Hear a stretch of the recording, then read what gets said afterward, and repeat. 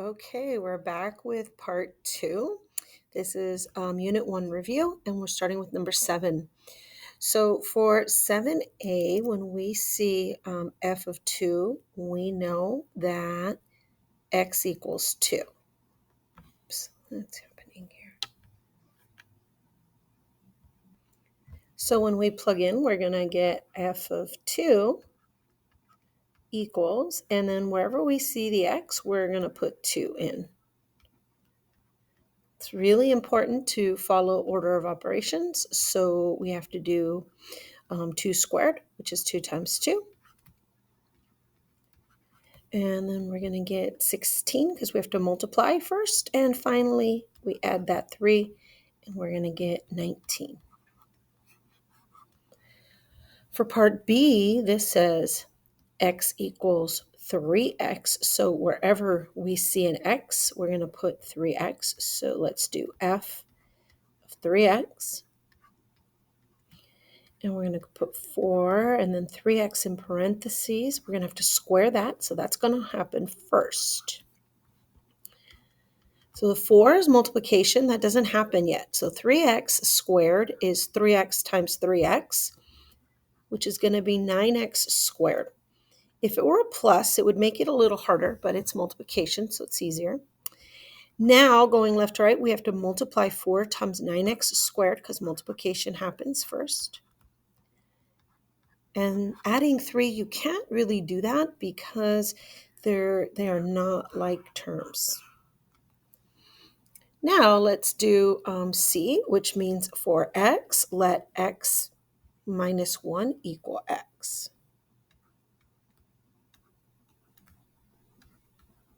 And that's a little weird, but what I'm saying is let's put x minus 1 in the parentheses there, and then where the x is here.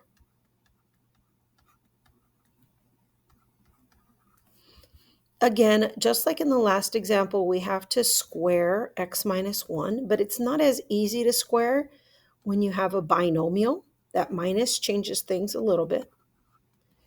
So what we're going to do is we're going to FOIL or multiply together. So when that 4 is going to come down, but I'm going to focus first right here. And in the parentheses, we get x times x, which is x squared. We get x times negative 1, which is negative x. Negative 1 times x is negative x. And then negative 1 times negative 1 is positive 1. So let's combine that. But what we're going to do is we're going to first put the 4. And we're going to put the 3 here. Before I distribute the 4, I could, but I want to make what's in the parentheses a little bit easier.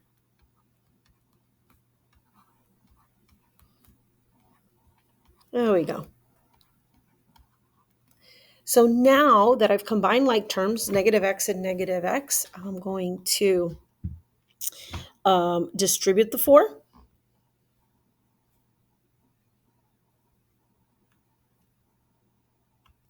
So I distributed the 4 to all the terms. And then the last thing I need to do is I need to combine the 4 and the 3 because they're like terms.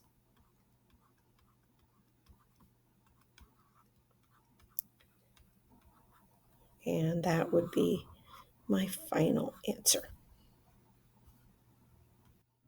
All right, for problem number 8, I'm going to remind you the quadrant numbering, the labeling. Let's do that in blue. Do that right here. So in quadrant 1,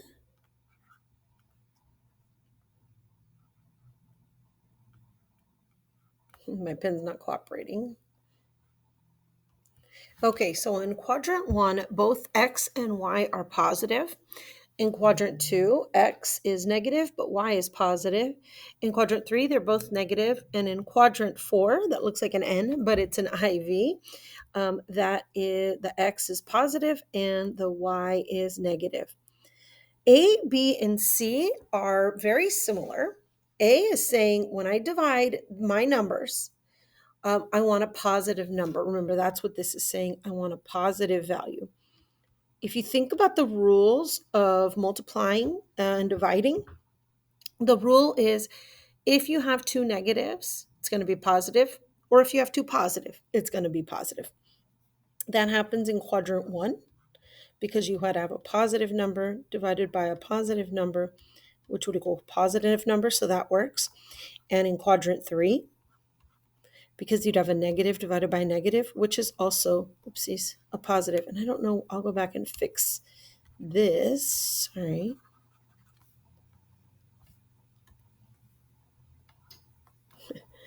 This is equal to a positive, and this is equal to a positive. In part B, this means that we're looking for a negative. And when I multiply, that would happen in quadrant 1, we see a positive times a positive would be a positive, so that wouldn't work. But quadrant 2 would work because you would have a negative for x, you'd be multiplying times a positive for y, and that would be a negative, which works. It would also work in quadrant 4 because in quadrant 4 you'd have a positive times a negative, which is a negative. For part C, we want to multiply and we want them to be positive. So that again would be just like part A because quadrant 1 is a positive times a positive. That's positive. And it would be in quadrant 3 because a negative times a negative is equal to a positive. Doesn't matter if they're the same or different. If it's multiply or divide, the rules are the same. In part D, we're looking for positive values. And I'm going to tell you in quadrant 1, that's going to be the easiest because a positive plus a positive is equal to a positive. And you can pick a point 1, 1. 1 plus 1 is 2.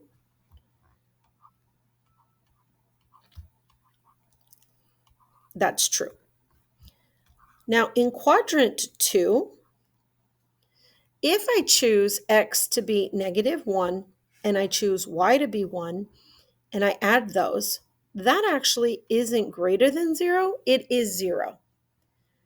If I want a positive number, what I can do is I can change my y value. Change my y value to 2. That's still in quadrant 2, negative 1, 2.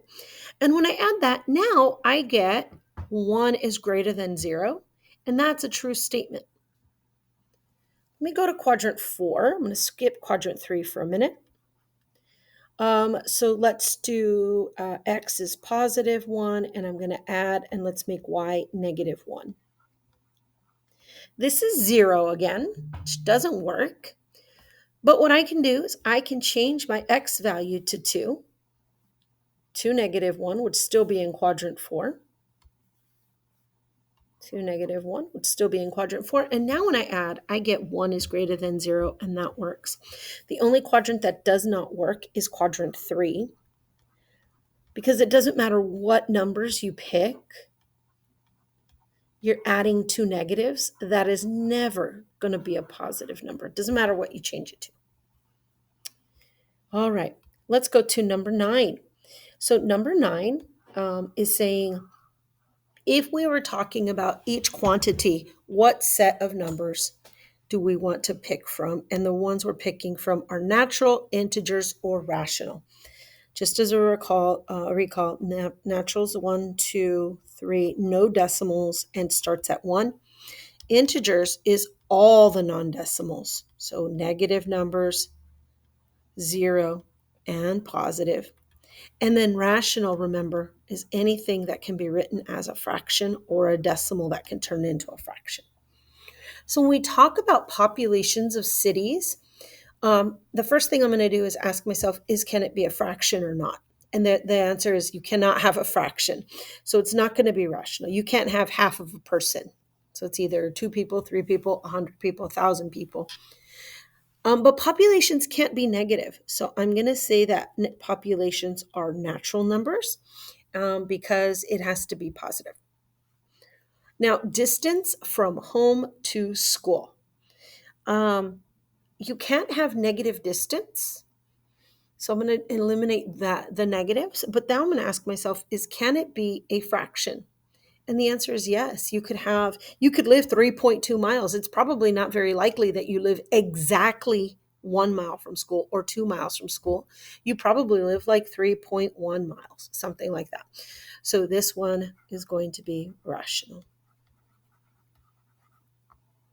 And we talk about your bank account balance. Does it have to be non-decimal or is there decimal? The only non-decimal would be whole numbers, $1, $2, $100, $1,000. Most people are going to have cents in there. So this is going to be another rational number.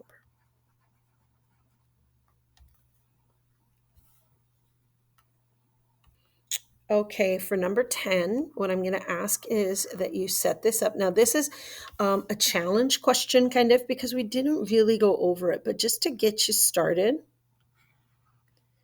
what I'm going to do is we need to set up the percentage and milliliters.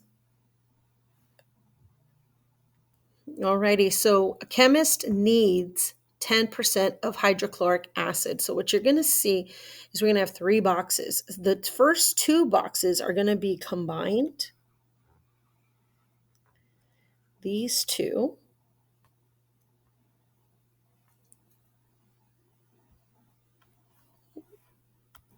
All right, so the first 2 boxes are going to be added, and we're going to try to get 10%. 10% is going to be over here. Now remember, decimals or percentages we're going to want to convert to decimals. And we don't know yet how much we're going to have.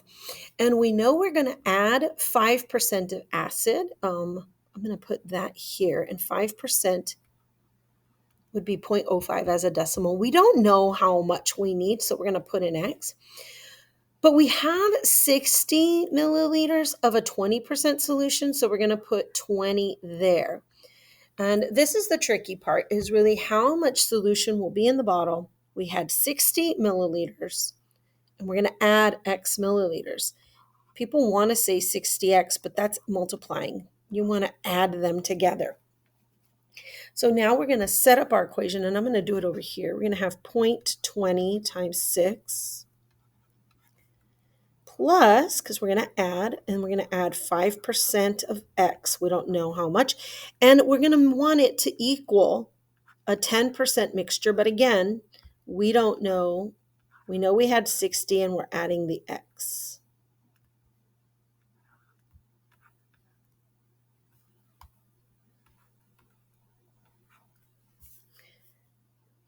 There. My pen is just like, I'm done.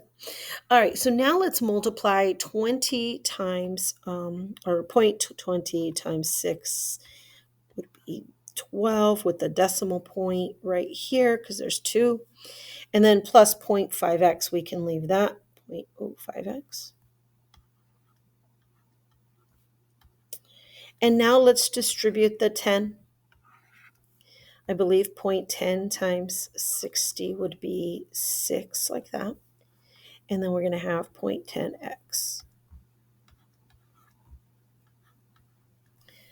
All right, let's get this 0.5x, since this is the smaller one. I'm going to subtract 0.05x on both sides. And instead of writing 12.00, I'm just going to write 12. My 0.5x is canceled. I'm going to write, instead of 6.00, just 6. And then 0.10 minus 0.5 should be 0.05. Now what I need to do is I need to subtract my 6 on both sides, and when I do, I get 6. Finally, I'm going to divide by 0.05.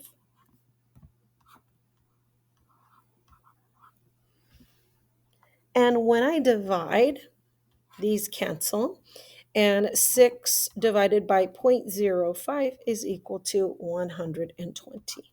And that's going to be in milliliters. This is an extension, so don't worry about that one. That's just for students who are like, everything else is like pretty easy, pretty basic. I got everything else. Let's go to number 12. So number 12 is inequalities. Here we go.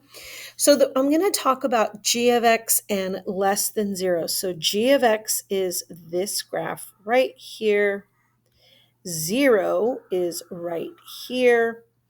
And they intersect, looks like -2, 0.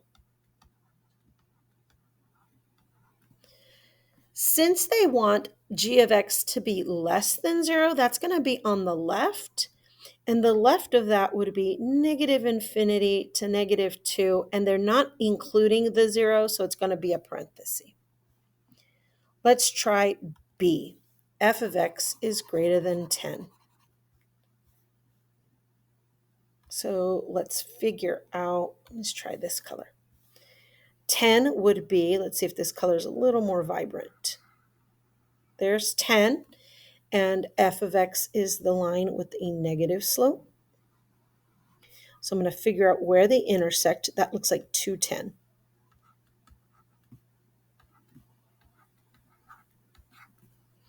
And we're looking for f of x to be greater. So you have to ask yourself, is that on the left of the intersection or on the right of the intersection?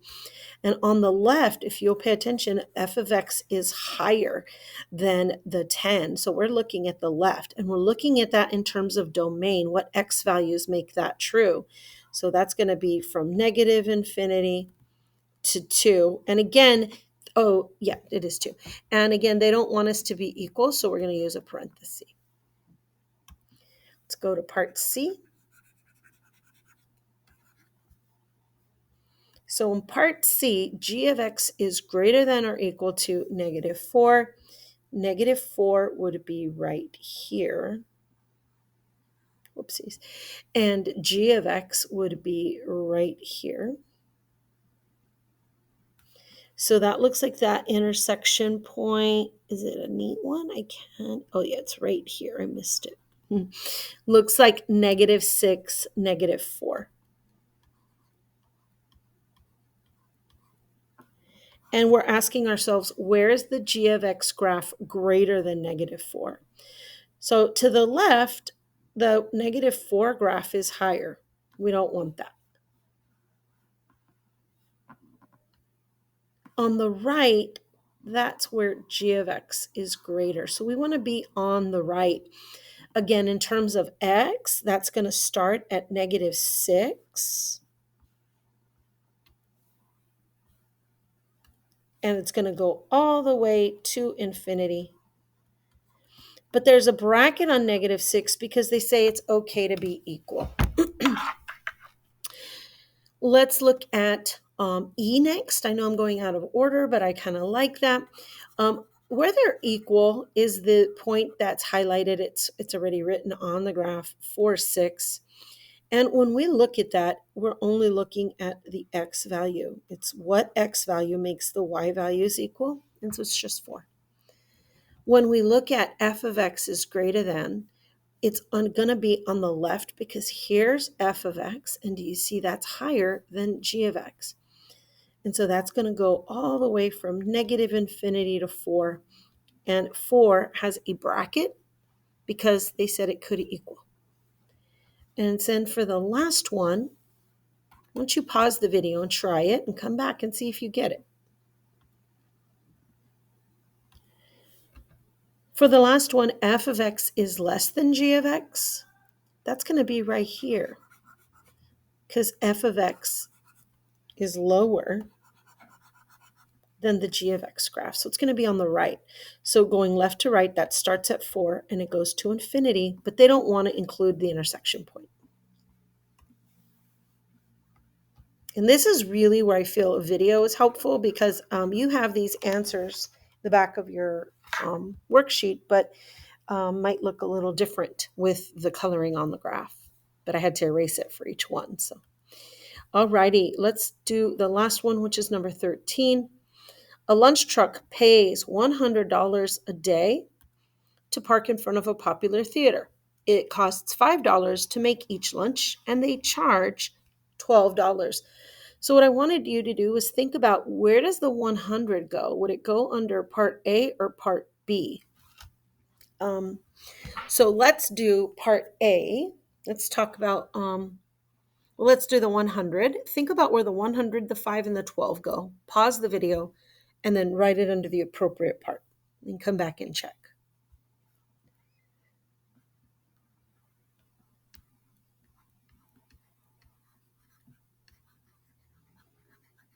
I put $100 under part A because they pay that much to park. And then the $5 is also another cost, and that's per lunch. So they pay $5 for every lunch they make. The only way they make revenue is by charging the customers, and that's $12 per lunch. We are in the lines unit, the linear unit, so y equals mx plus b would be appropriate. The 5 is going to be the slope because that's the amount that gets paid again and again. So if I sell 2 lunches, I spent $10. If I sell 3 lunches, I spent $15. But the parking is just $100 per day. Part B, again, y equals mx plus b. That $12 is the M because I'm going to make $12 anytime they buy a lunch from me. So if I sell 2, I got $24. We haven't really talked about profit. So profit is equal to your revenue, how much money you made. And you have to subtract your cost. So I think I used a pizza example in class. If I bought a pizza for $10, I sold slices for $2, and I sold all 8 slices, I made $16. You subtract 16 minus 10 to get 6. So our revenue function is 12x. But my cost function has 2 parts to it because I have 2 different types of costs. $100 to park in front of this theater, and then $5 for the lunches. So 12x, that 5 would be minus, and so would that 100.